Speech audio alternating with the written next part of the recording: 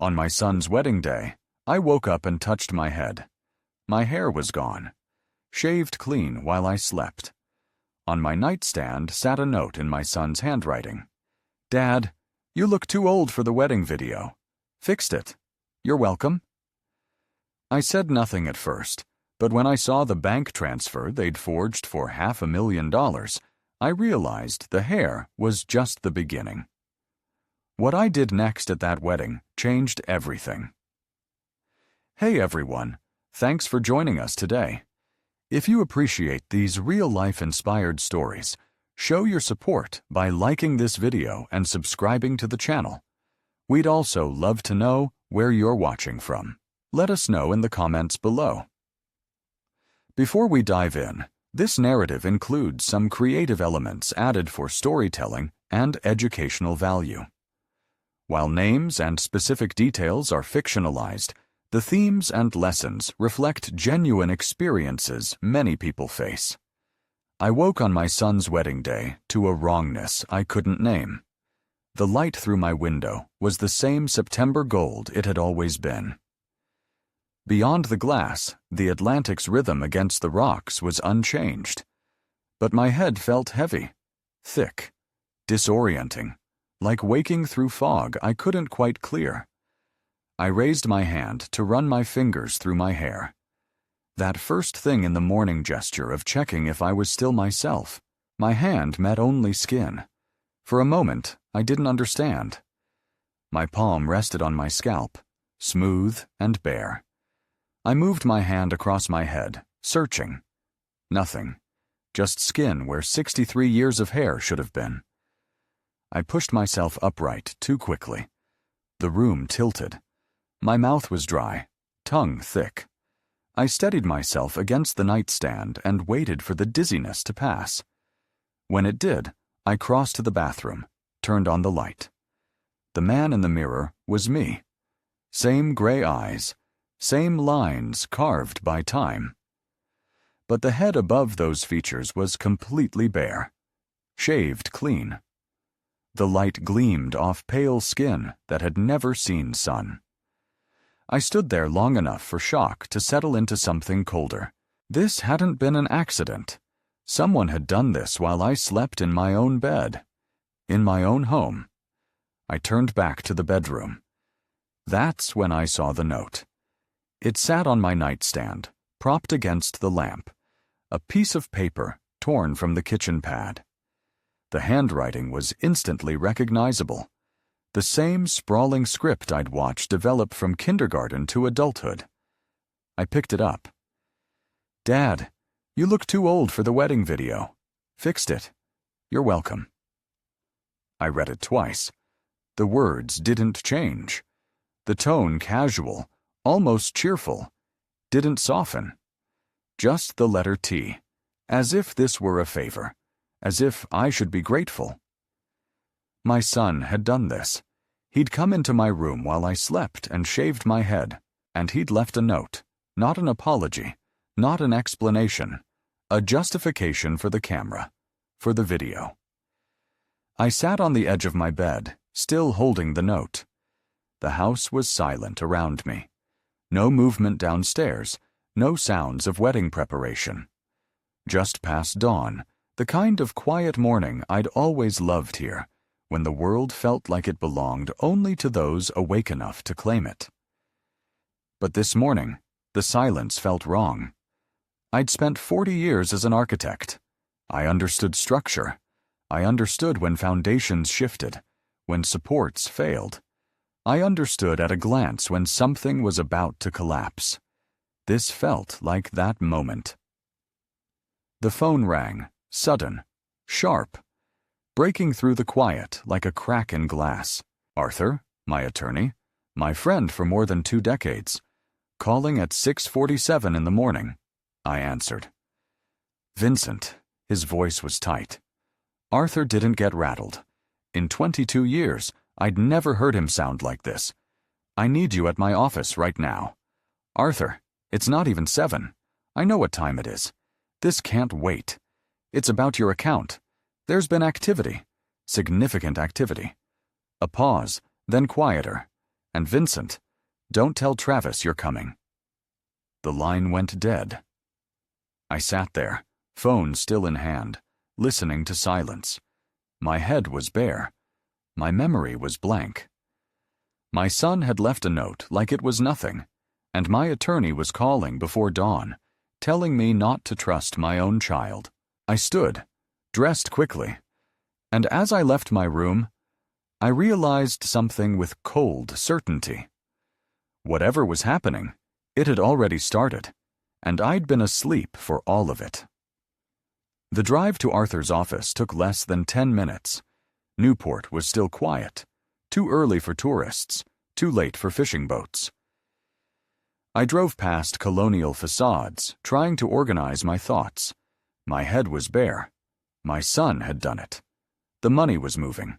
3 facts, none connected yet.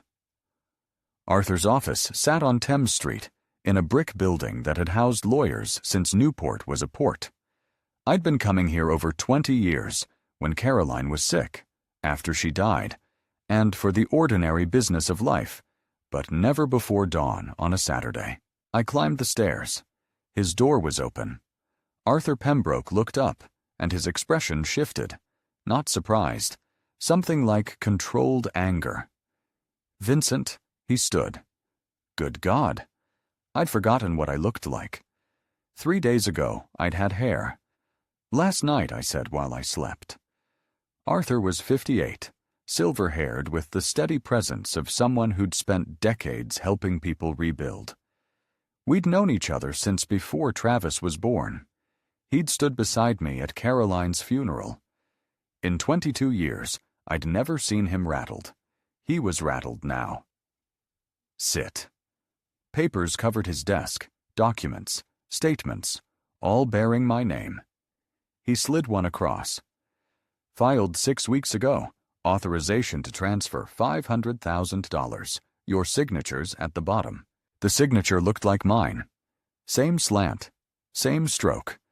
But I'd never seen this. I didn't sign this. I know. The transfer was set to execute this morning at 7. Automatic. Timed for the wedding. I review any movement over 50,000. I froze it immediately. I stared at the paper, implications spreading like cracks through glass. Travis filed this. The receiving account is in his name and his fiance's through his lawyer. Pause. He's been planning this for weeks. I pulled the note from my pocket, handed it to him. He read it twice, his jaw tightened. His handwriting, since he learned to write. Arthur set the note beside the authorization. 2 violations. My money and my body. Vincent? He leaned forward.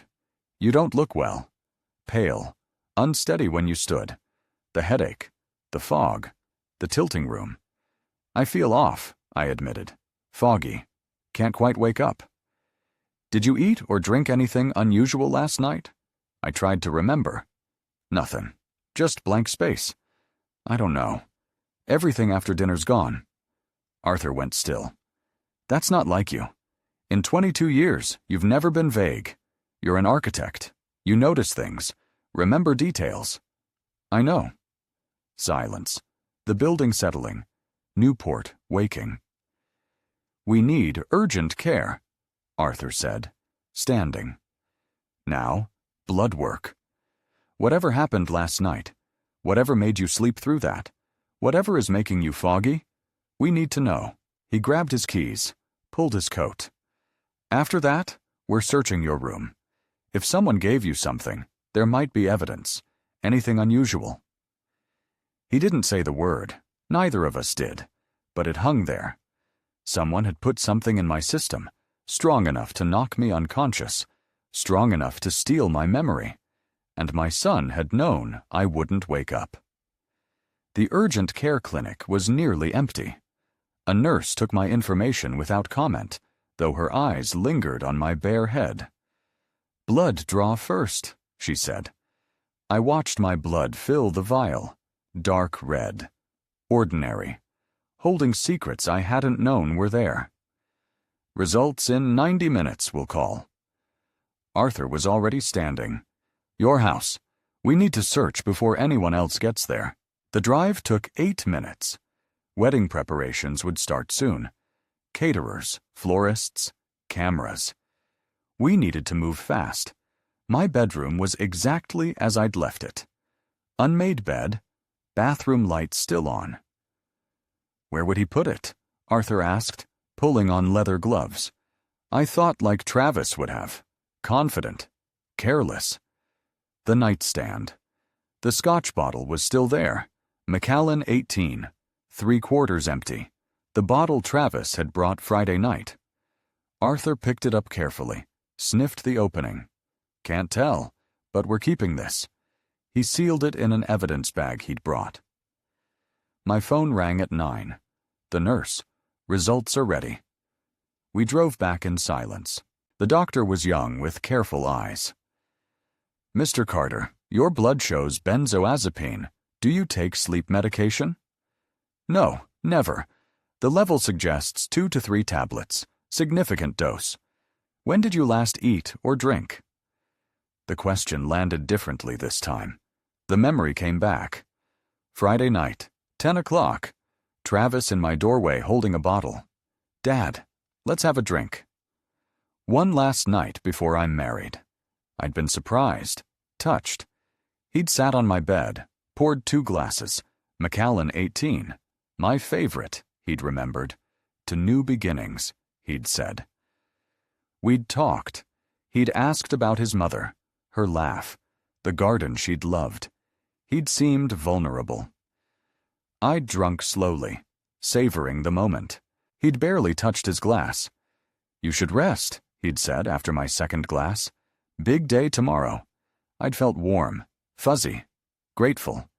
I'd been asleep before he left. The doctor's office came back. Arthur was watching.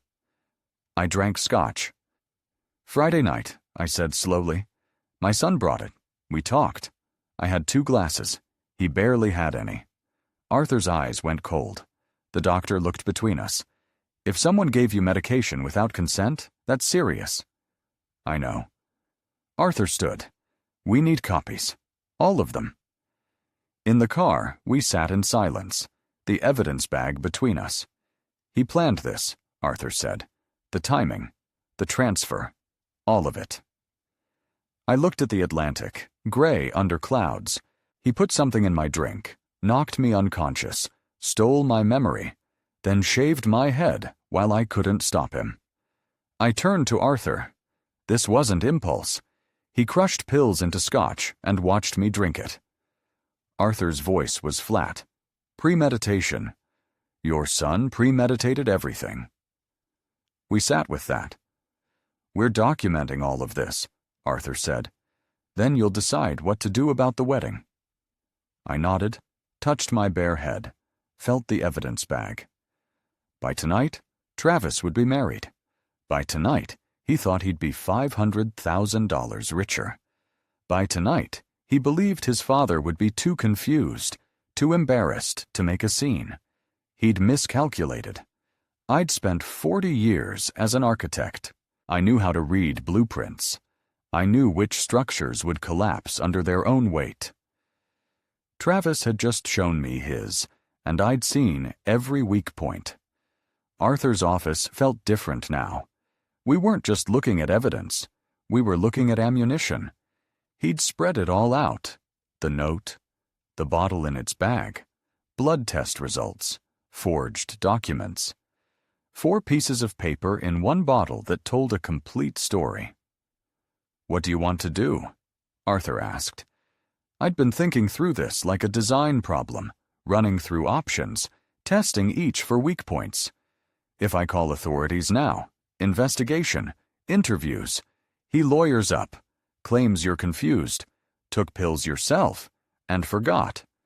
Wedding gets postponed, not canceled. He tries again later. If I cancel the wedding, same result.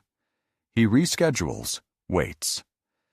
"Vincent, he's planned this for weeks. He won't stop because you block him once." Private confrontation, he denies everything. Maybe cries, maybe gets angry. Your word against his, and he's very good at performing.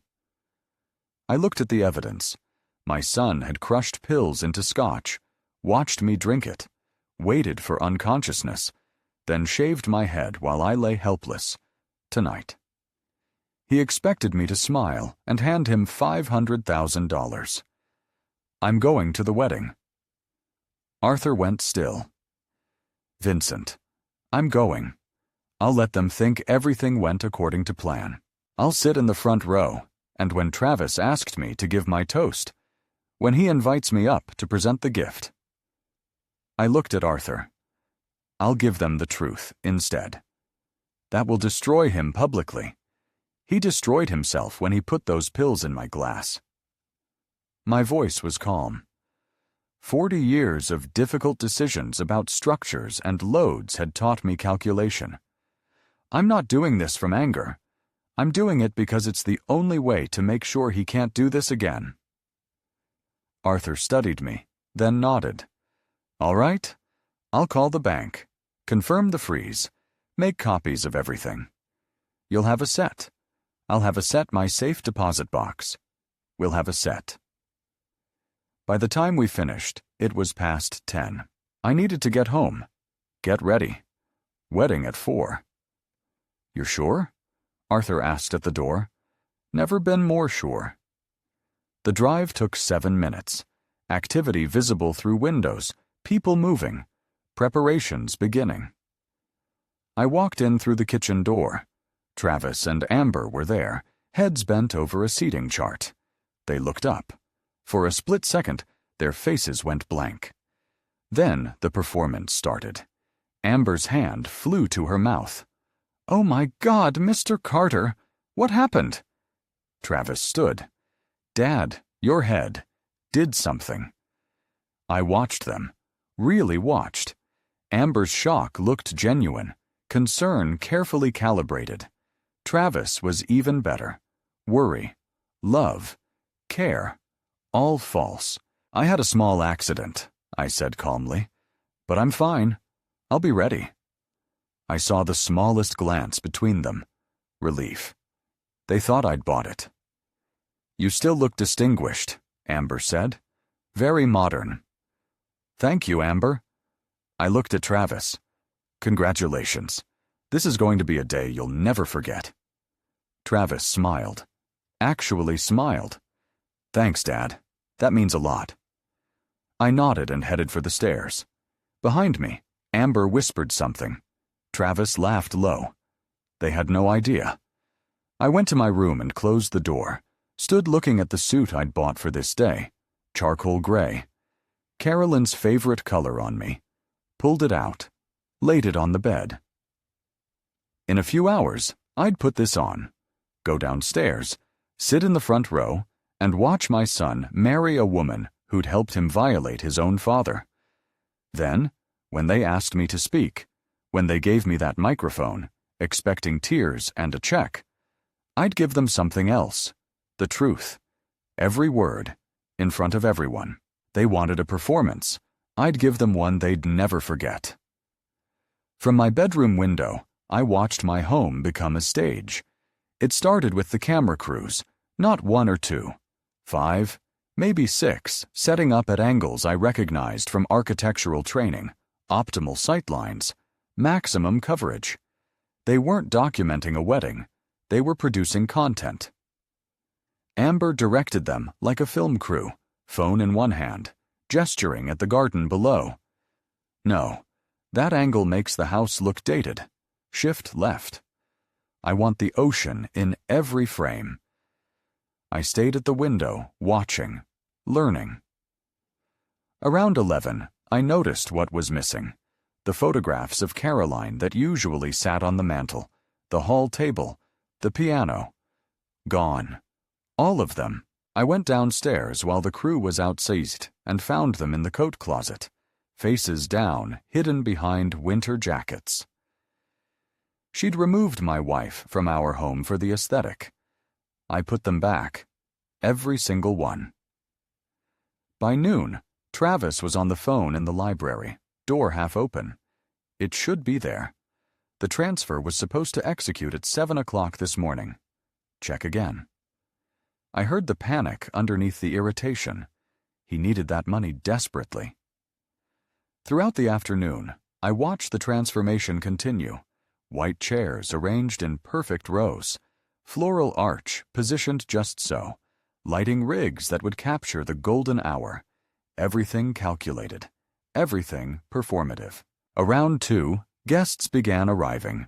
People I'd known for decades, colleagues from my architecture days, neighbors who'd watched Travis grow up, friends who'd stood beside me at Caroline's funeral.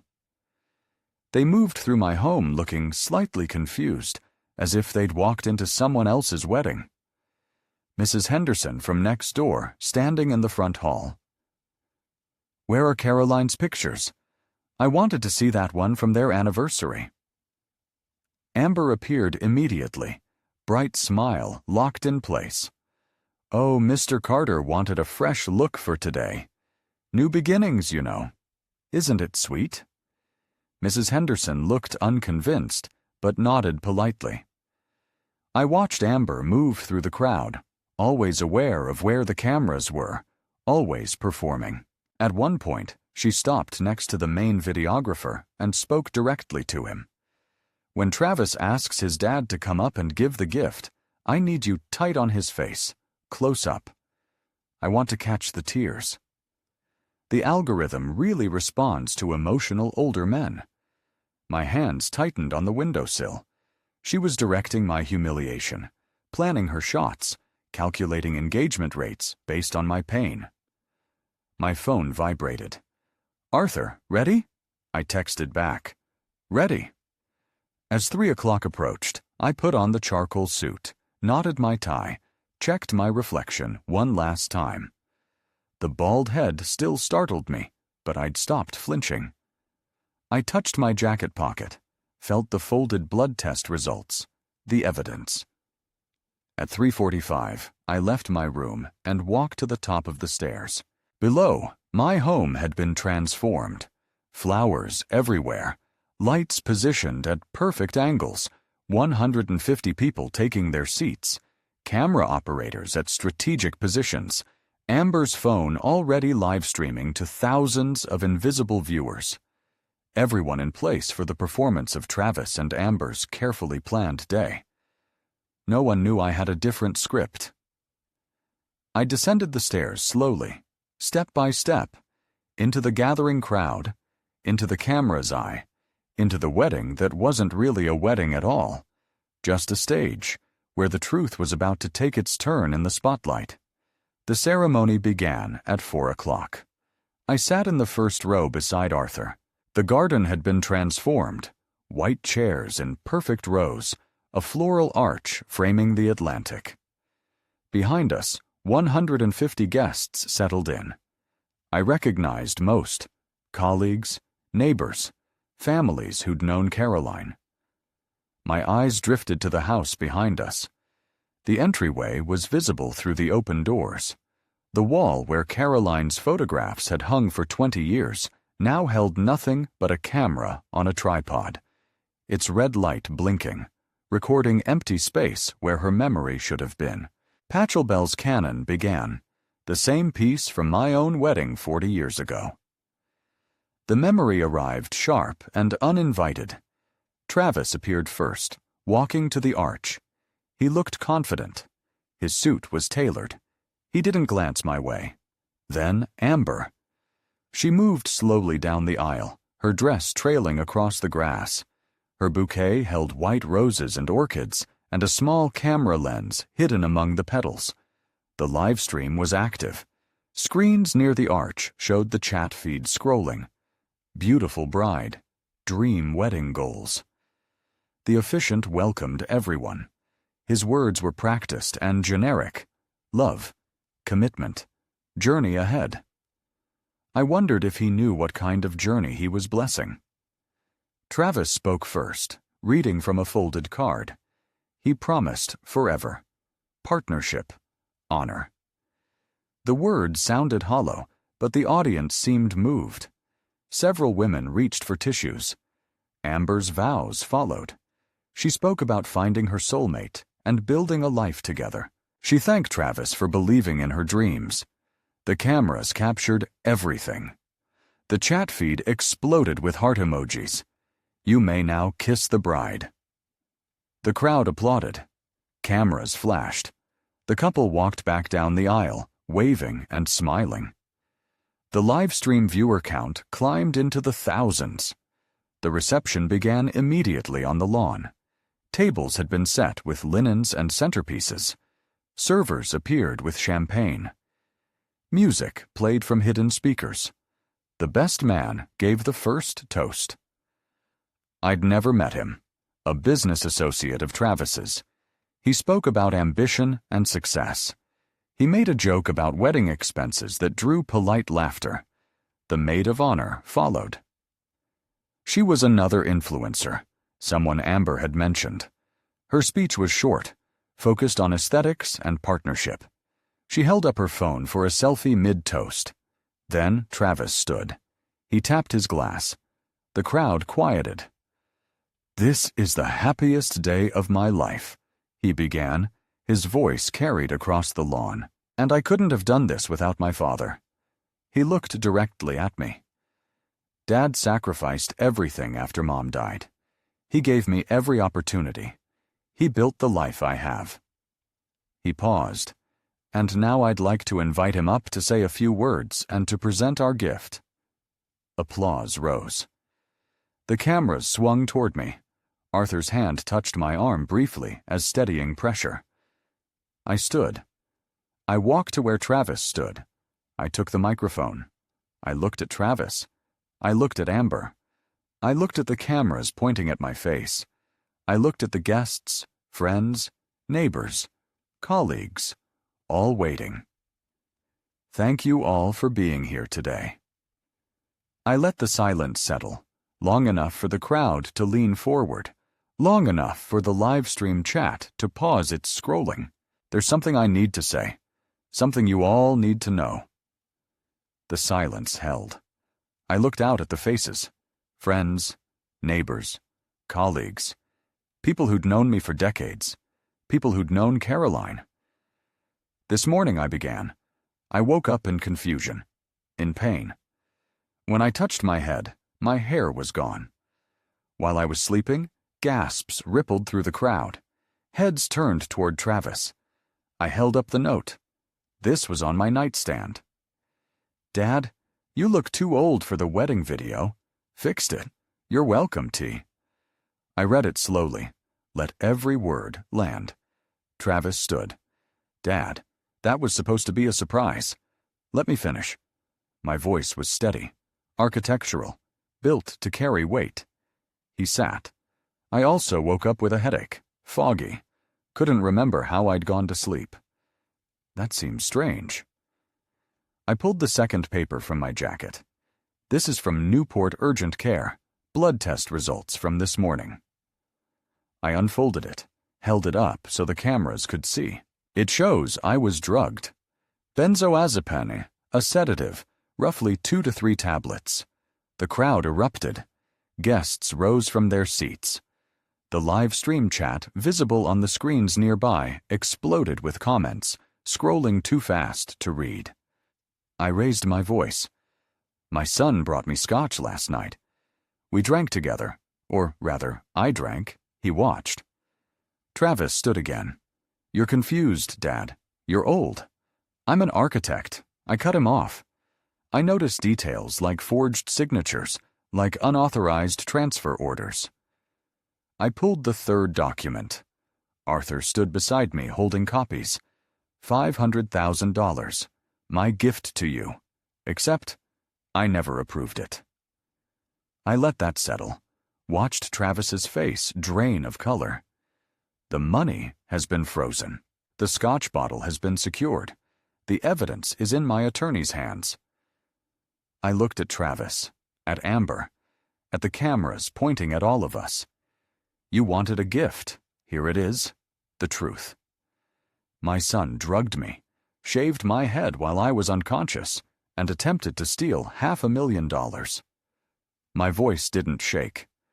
40 years of presenting designs to clients had taught me how to deliver a hard truth without flinching. I love my son, but love doesn't mean surrender. I set the microphone down on the table. The lawn erupted into chaos. Guests shouted questions. Some stood to leave. Others pulled out phones. The live stream chat became a wall of shocked reactions. Someone near the screens yelled, her follower counts dropping. I glanced at the monitor. Amber's numbers were plummeting in real time, hundreds, then thousands disappearing as viewers processed what they just witnessed. Amber grabbed for her phone. Travis reached for my arm. I stepped back. Arthur moved between us. Don't. I turned toward the house. The crowd parted. Some guests were clapping, slow, uncertain applause that grew louder as I walked. Others simply stared. I didn't look at the cameras, didn't look at the screens, didn't look at Travis or Amber or the wreckage of their carefully staged performance.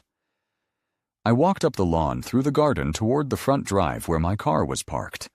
Behind me, I heard Travis's voice rising above the noise. Dad, Dad, wait. I kept walking. I didn't stop. I didn't turn around. The truth had been delivered. I know that was difficult to hear. It was difficult to live through. If you've made it this far, drop a comment below, even just a word or two. It helps me know this story is reaching people who need it. One thing I should mention, the rest of this story contains some fictionalized details added for narrative flow. The core truth, the pain, the choice, the consequences, all of that is real. You can stop here if you prefer, or you can stay to hear how this journey ended. Arthur drove. I sat in the passenger seat, watching Newport slip past the window. The streets were quiet. Saturday evening, families finishing dinner. No one knew what had just happened on the lawn of the Carter estate. "How do you feel?" Arthur asked. "I don't know yet." His phone buzzed in the cup holder, then again and again. News alerts. He glanced down. It's everywhere. Social media. News outlets. I don't want to see it. We drove to the police station in silence. The Newport Police Department was a low brick building on Broadway. We arrived just after 6. A detective met us in a small conference room, professional mid-40s with the kind of steady presence that suggested years of difficult conversations. I gave my formal statement: assault, elder abuse, drugging, attempted theft. Arthur laid out the evidence, the note, the scotch bottle in its sealed bag, the blood test results, the forged transfer documents. The detective reviewed each piece carefully, took notes, asked clarifying questions about timeline, witnesses, intent. "Mr. Carter," the detective said finally, "what you did today was brave. I just told the truth. That's what made it brave." The detective closed the folder. "We'll conduct a full investigation. This is serious. Drugging someone, forging financial documents, these aren't minor offenses." We left the station around 7. The estate was dark when we returned. The wedding guests were gone. The vendors had packed up and disappeared. What remained was debris, chairs scattered across the lawn, glasses abandoned on tables, wilted flowers drooping from the arch. Inside the house felt hollow. I walked through the rooms, turning on lights. The living room, the dining room, the study. In the hall closet, behind a stack of tablecloths, I found them. Caroline's photographs, the ones that had hung in the entryway for 20 years. Amber had hidden them for aesthetic reasons, for better camera angles. I carried them back to their places, one by one. Caroline on our wedding day, Caroline in the garden, Caroline holding infant Travis. I hung the last frame and stepped back. Arthur appeared in the doorway. I made tea, Earl Grey, a ritual we'd shared for 2 decades, late nights reviewing contracts, early mornings discussing plans. He carried 2 cups out to the back porch. We sat in the chairs facing the ocean. The Atlantic was dark now, barely visible, except where the waves caught the light from the house. The sound was constant rhythm and repetition. Arthur's phone lit up on the table between us. Headlines scrolled across the screen. Newport wedding scandal. Influencer exposed in dramatic reveal. Do you want to know what they're saying? No, it doesn't matter anymore. We drank our tea in silence. Finally, I spoke. I lost my son today. Arthur sat down his cup. You lost him a long time ago, Vincent. Today, you just stopped pretending. The words landed with the weight of truth. Not cruel, just accurate. We sat until the tea grew cold. At 10 o'clock, Arthur left. He squeezed my shoulder at the door. Call if you need anything. I locked the door behind him, turned off the downstairs lights, climbed the stairs to my bedroom. I looked at the bed, my bed in my house. I lay down, no sedatives, no fear, no pretending. For the first time in years, I wasn't afraid of tomorrow. People say time heals all wounds. I've learned that time doesn't heal. It provides distance, and with distance comes perspective. The days after were quiet. I blocked Travis's number, not from anger, but necessity. I needed space without constant messages, asking me to reconsider, to forgive, to understand. The police investigation moved forward. The evidence was ironclad. Within 2 weeks, charges were filed: assault, elder abuse, conspiracy to commit fraud. Travis lost his investors. His projects collapsed. The bank called in his debts. Amber lost her sponsors. Her follower count dropped from nearly 1 million to the low thousands within days. Brands distanced themselves overnight. I felt no satisfaction, only a strange, hollow relief. Arthur suggested therapy. I resisted at first, but I went. Week after week, I talked about guilt, about enabling, about the difference between loving someone and protecting them from reality. Arthur kept showing up. Weekly dinners became ritual. He never pushed. He was simply there, steady when everything else felt uncertain. After a few months, I made a decision. I kept my head shaved, not because Travis had taken my hair, but because I chose to. It became mine again. A statement, not a violation. I looked in the mirror one morning and thought, this is who I am now. Honest. Around month 4, I started consulting with elder advocacy organizations. I wanted to know if what happened to me was common. It was. I met others whose children had forged signatures, drained accounts, isolated them from friends. Financial exploitation by family was an epidemic, not an anomaly. One evening, I told Arthur, we should do something. He didn't ask what. He just said, agreed. We researched support centers, legal aid models, victim resources. We decided to build something. 1 year later, September again, the Carter Pembroke Elder Advocacy Center sits on Thames Street, 3 blocks from the water. The sign outside is modest. Inside, comfortable chairs, good coffee, a quiet space where people can speak without judgment. I volunteer 3 times a week. I share my story when needed, when someone walks in, scared, ashamed, certain they're the only one whose family has done this. Arthur handles the legal side, free consultations, free representation for those who can't afford it. People come carrying the same weight I once carried. They speak in quiet voices. They apologize for taking our time. I listen. I don't judge. I offer resources, therapists, financial advisors, attorneys, support groups. I tell them, you're not alone. You're not overreacting. You deserve protection. Today, I'm recording this story in that office. The afternoon light comes through the window, warm, golden. It reminds me of the light on the wedding day a year ago. I'm not telling this for pity. I'm telling it because silence protects abusers, because someone listening needs to hear. You're not alone.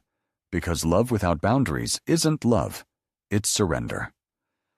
My hair never fully grew back, age and genetics, but I keep it shaved by choice. It's not what they took. It's what I chose to keep. Travis contacted me once 3 months ago through his attorney. He wanted reconciliation. He needed support. I sent back one reply through Arthur. I'm here if you take responsibility, but I won't fund your avoidance. No response. I've made peace with that. You can't save someone who won't save themselves. The pain is still real. Some mornings I wake and feel the loss of the son I thought I had. But there's also relief, freedom, honesty. Arthur has become the family I chose, the kind built on respect, not obligation. And I found purpose. The center helps dozens every month. We've frozen fraudulent transactions, filed protective orders, connected victims with resources. That matters. If you're listening and you've experienced something similar, it's never too late to set boundaries. Love yourself enough to protect yourself. Family is not permission to violate. If you're watching a parent enable a child who's hurting them, sometimes the kindest thing is to stop rescuing. Let consequences teach what love cannot. Some endings are really beginnings. This was mine. Thank you for listening. Looking back on this journey, I see now what I couldn't see then. I had enabled my son for years, hoping love alone would change him. Don't make my mistake. Don't confuse love with surrender. God gave me the strength to speak truth when silence felt safer. God placed Arthur in my path when I needed a witness, and God reminded me through every painful step that protecting yourself isn't betrayal, it's survival. These grandpa stories, the hard ones, the ones we don't want to tell, they matter. Family stories shouldn't be buried in shame. They should be shared so others know they're not alone. That's why I'm adding my voice to all the other grandpa stories and family stories being told, because silence protects abusers. If you're in a situation like mine, ask God for courage.